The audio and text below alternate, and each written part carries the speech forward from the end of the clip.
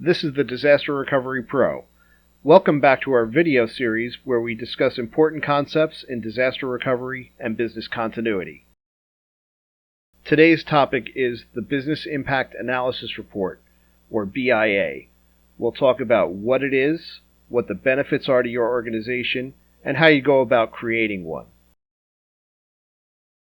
So a business impact analysis is a top-down, systematic analysis of an organization's business processes to evaluate and predict the potential effects and consequences of a disruption to those business processes, typically from a worst-case scenario perspective. This analysis is frequently performed, at least in part, by outside consultants to ensure an impartial perspective as a best practice. It's also typically done on a yearly or once every 2-year basis. It can be kind of invasive, and a lot of companies don't like doing them, but there's a lot of benefits that you can derive from it. While there's no one set process for a BIA, most of them will typically follow a 5-phase process, and we'll take a look at each of those 5 phases next. Our first phase is the initiation or kickoff phase. This should look very familiar to anybody who's done work in the project management model before, because it's pretty much a standard kickoff that you do for any other IT project. Your first task is going to be to identify the stakeholders and ensure their buy-in. The stakeholders are usually upper management, often at the C level, so you're going to have to identify who at that level this project is going to be most important to, and make sure that you have their support before you commit to the project. Next, you're going to need to define in detail your objectives, your goals, and your scope for your BIA. Are you going to cover the entire organization? Are you just covering one specific piece of the organization? And you're going to want to identify which of the benefits of the BIA are most important to your stakeholders so you know what to focus on. Next, you're going to want to build your BIA project team. You might be using internal employees, you might be using external consultants, or possibly both, depending on how you want to do things. It's usually highly recommended to lean on external consultants, as they're going to have a more impartial view of your environment. This stage, you'll also assign who your project manager is going to be. That's the person who's going to keep track of all the tasks and make sure things get done on time. And you're going to want to establish roles and responsibilities for each of the parties on the team. It's usually done using the RACI model, which is responsible, accountable, consulted, and informed. And basically, you'll assign one of those 4 roles to each member of the team for each task involved, so everybody knows what they're expected to do. Once you've got your team in place, you can draft your initial project plan, and you're going to want to meet with your stakeholders and review that plan so they know how long this is going to go on and what kind of support they may be expected to provide at any given stage of the process. Phase 2 is our discovery phase. This is where we collect all of our information that we're going to need to perform our analysis and compile a report, and it's generally where the bulk of the work happens. There's no one set standard tool set or set of techniques that are going to work for a discovery, so it's going to be up to the BIA team to figure out what's going to work for them and what's going to work for the organization that they're performing the BIA for. In a typical BIA, discovery will start with a questionnaire that gets handed out to all the process owners, and that gets followed up by in-person interviews.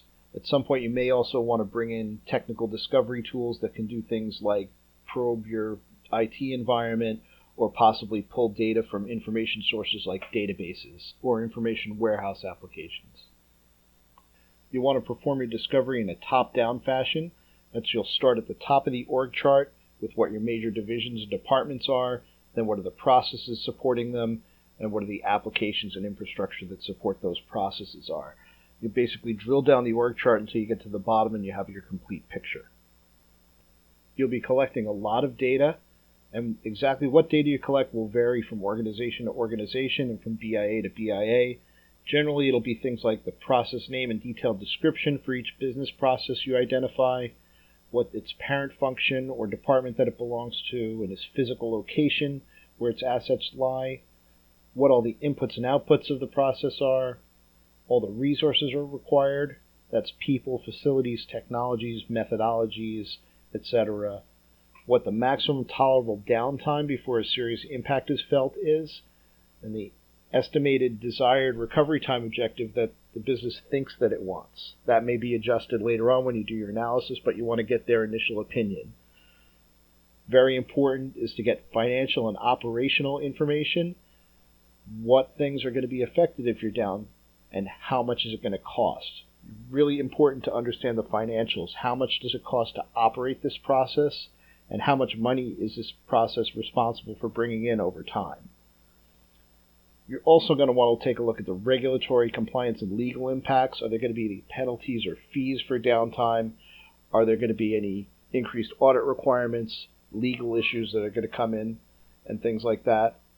And last, you're going to want to look at historical information. If you've had outages in the past, any records you have of that, records of recovery exercise, and things along those lines will help as well.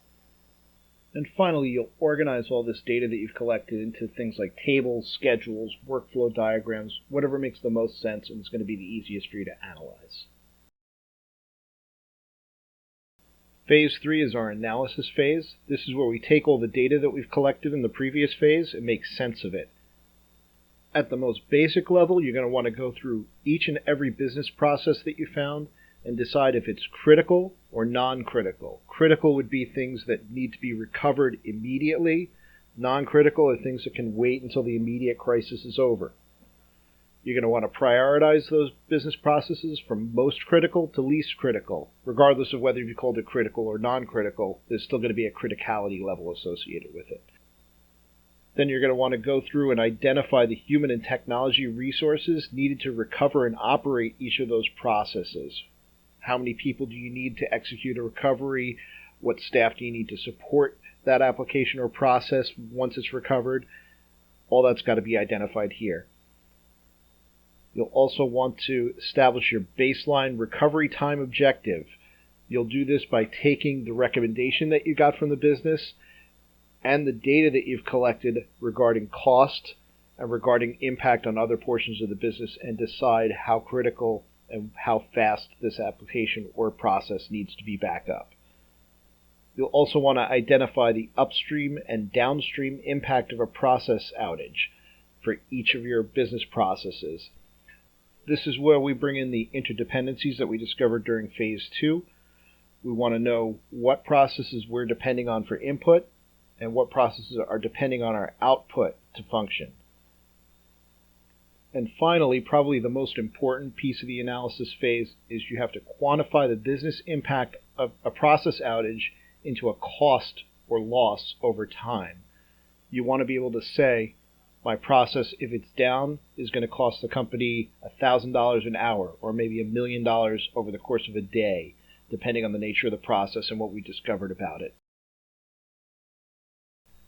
Phase 4 is our documentation phase. This is where we'll take all our collected data and findings and compile them into the actual BIA report.